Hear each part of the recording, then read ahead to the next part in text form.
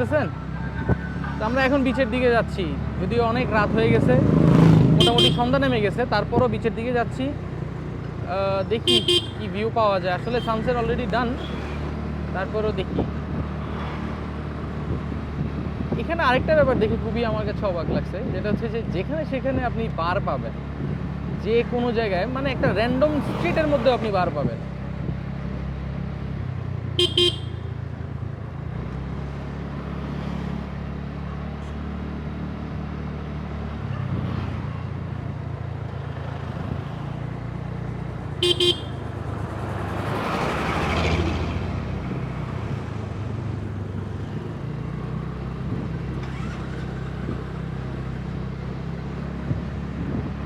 এখানে অনেক cafe, restaurant, lounge এগুলো আপনারা পাবেন। স্পেশালি আপনারা কেউ যদি স্পা নিতে চান তাহলে এই এরিয়াটা ট্রাই করতে পারেন। এটাতে প্রচুর পরিমাণে এরকম স্পা সেন্টারগুলো আছে।